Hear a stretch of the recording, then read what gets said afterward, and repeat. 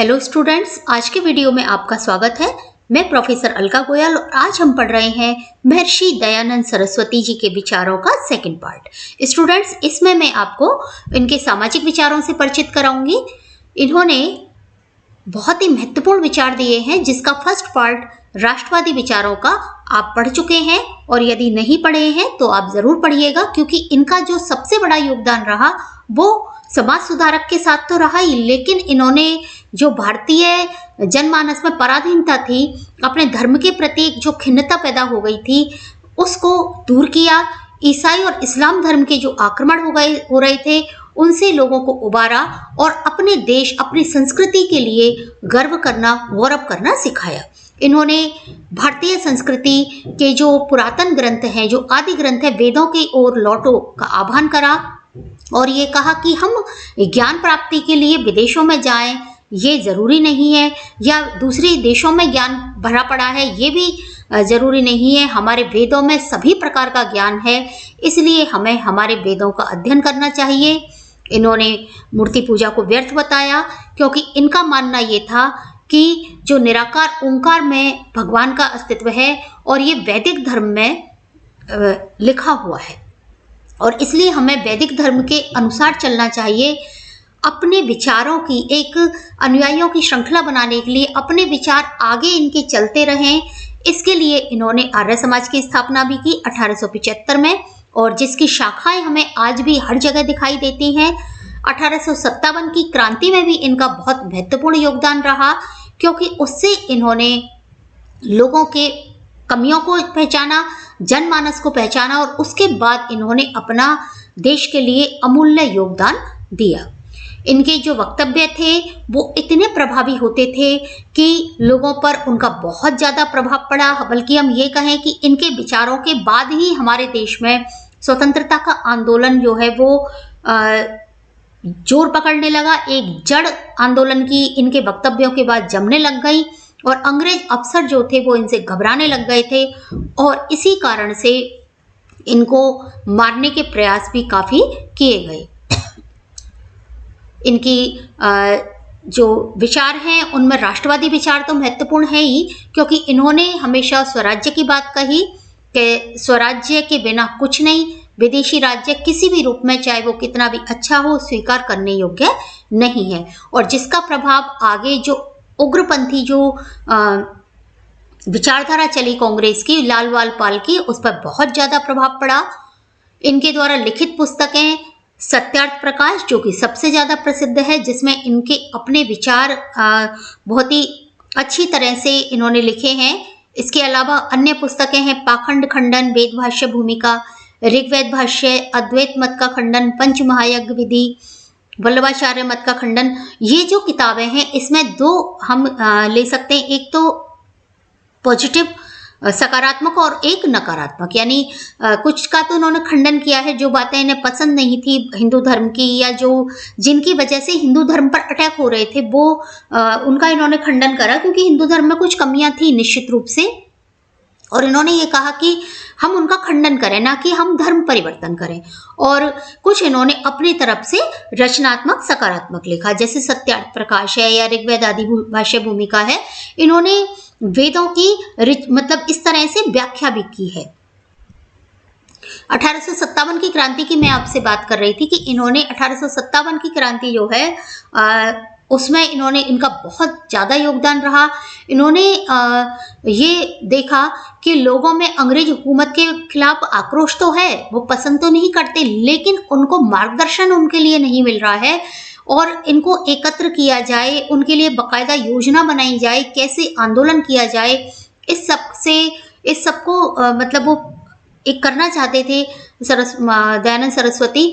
और उन्होंने कुछ लोग जो उनसे बहुत ज़्यादा प्रभावित थे, जैसे तात्या टोपे, जिनको हम 1857 की क्रांति के लिए जानते हैं, नाना साहब पेशवा, हाजी मुल्ला खां बाला साहब, ये सब स्वामी जी के अनुसार ही इन्होंने काम किया, और उन्होंने कमल और रोटी की जो योजना थी वो भी स्वामी जी ने ही बनवाई थी।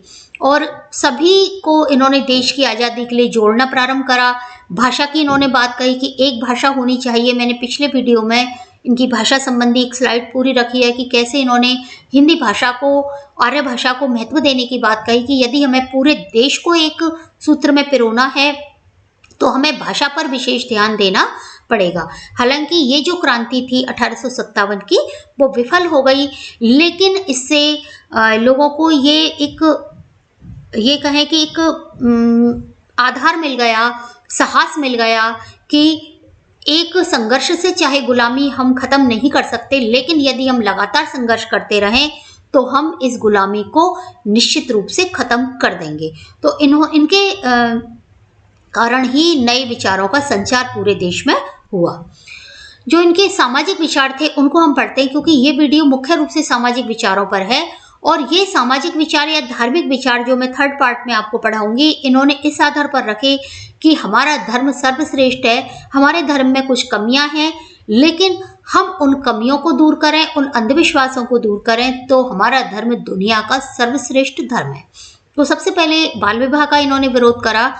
उस समय सब जगह पर ये जो है प्रथा, कुप्रथा इसको हम कहें, कुरीति, ये विद्यमान थी कि छोटी उम्र में ही लड़के लड़कियों की शादी हो जाती थी, विशेषकर लड़कियां बहुत छोटी होती थी, और इसकी वजह से आगे जो संतान होती थी वो भी दुर्बल होती थी, माँ भी दुर्बल होती थी। और एक मतलब कई बार तो स्थिति ये थी कि बहुत जल्दी महिला की मृत्यु हो जाती थी इस कारण से, और कोई चीज़ को लड़के लड़की समझते नहीं थे, उससे पहले ही उनकी शादी और बच्चे होना, तो इससे पूरा समाज की आगे व्यवस्था गड़बड़ होती थी। तो इन्होंने आश्रम व्यवस्था का उल्लेख किया, समर्थन किया कि हमारे वेदों में भी ये निहित है कि 4 आश्रम हैं और 25 वर्ष ब्रह्मचर्य के हैं, यानी 25 वर्ष तो हमारी शिक्षा प्राप्ति के हैं, ब्रह्मचर्य के हैं, और इस समय हमें बजाय गृहस्थाश्रम में पढ़ने के अपने जो आजीविका के साधन हैं, अध्ययन हैं, वो कार्य हमें करने चाहिए।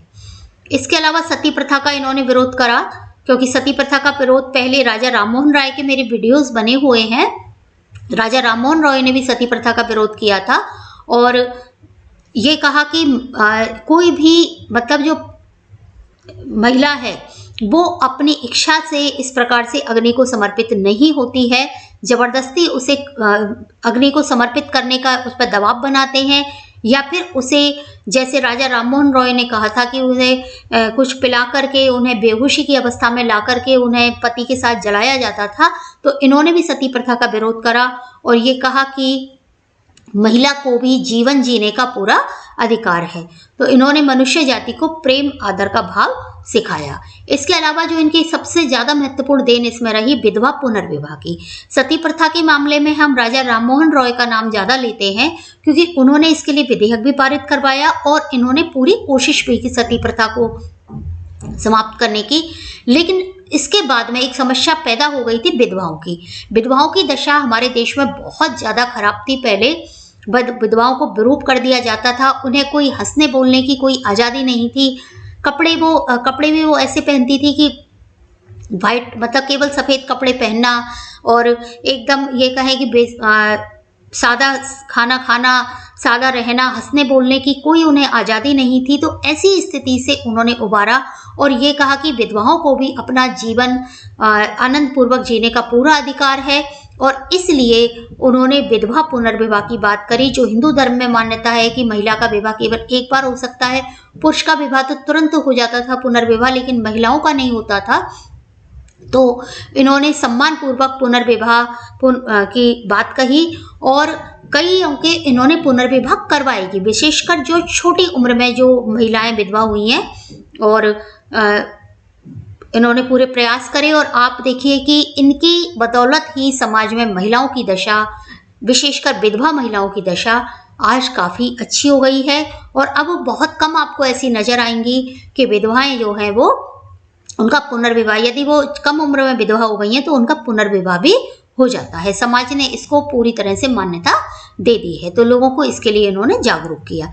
इसके अलावा उन्होंने एकता का संदेश दिया कि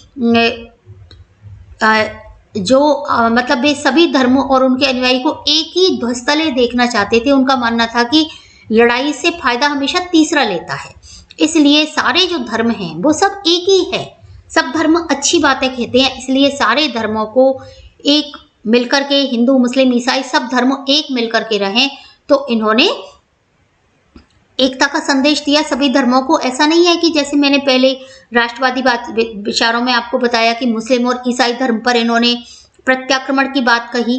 प्रत्याक्रमण की बात तब है, कोई हम पर यदि आक्रमण करे तो हम सहन नहीं करें। हम ये नहीं सोचें कि हम वास्तव में ये आक्रमण कर रहा है तो हमारे अंदर कमी है, नहीं, कमी दूसरे के अंदर भी हो सकती है। इसलिए यदि आपसे कोई आपके धर्म के बारे में कह रहा है कि कमी है, तो आप उसके धर्म की कमियां गिनाइए, आप वापस उसके धर्म की उतनी ही कमियां गिना दीजिए, तो आप पर कोई भी आक्रमण नहीं करेगा। इसके अलावा इन्होंने नारी शिक्षा की बात कही, समानता की बात कही और नारी शक्ति का इन्होंने हमेशा समर्थन करा। और आप ये देखिए कि इनकी शिक्षा संबंधी विचारों की बदौलत ही बहुत सारी शिक्षा के क्षेत्र में विश्वविद्यालय खुले, स्कूल खुले, वैदिक जो शिक्षा संस्थान खुले, वो सारे दयानंद सरस्वती की ही देन है। उनके अनुयायियों ने ही इस प्रकार के संस्थान खोले और नारी जो शिक्षित हुई है, जो शुरुआत हुई है, वो आर्य समाज की ही मुख्य रूप से उसमें देन रही है। और उन्होंने ये भी कहा कि जीवन के हर क्षेत्र में नारियों से विचार विमर्श करना आवश्यक है। इसके अलावा उन्होंने वर्ण भेद का विरोध किया। उन्होंने कहा कि शास्त्रों में या वेदों में वर्ण भेद शब्द तो कहीं है ही नहीं है, वर्ण व्यवस्था है। और वर्ण व्यवस्था तो इसलिए जिससे समाज सुचारू रूप से कार्य करता रहे, क्योंकि वर्ण तो समाज के चारों वर्ण ही बहुत अभिन्न अंग हैं समाज के, और वर्ण व्यवस्था के द्वारा सभी अपनी अपनी आजीविका को चलाते रहते हैं, समाज सुचारू रूप से चला रहता है और सभी वर्ग जो हैं वो समान अधिकार रखते हैं। कहीं वर्ण भेद की तो कोई बात ही नहीं है, कोई छोटा बड़ा नहीं है और सबके अपने कार्य हैं। और वैसे भी वैदिक काल में एक परिवार में ही सभी वर्णों के लोग रहते थे। जो जैसी आजीविका रखता था उस वर्ण के लोग, मतलब उस आजीविका के लोग उस वर्ण के कहे जाते थे। तो वर्ण भेद की बात कहीं भी शास्त्रों में या वैदिक ग्रंथों में नहीं है। तो इस प्रकार से स्वामी जी जो हैं उन्होंने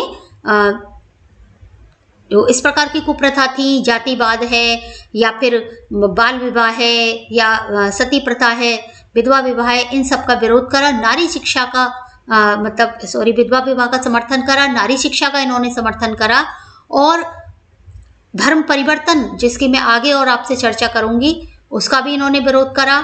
और इन्होंने अंग्रेजों के खिलाफ एक समाज सुधारक होने के नाते कई अभियान भी चलाए थे। हमारे जो समाज में बहुत सारा परिवर्तन आया है, उन जो सबसे बड़ी देन है उसमें दयानंद सरस्वती जी की है।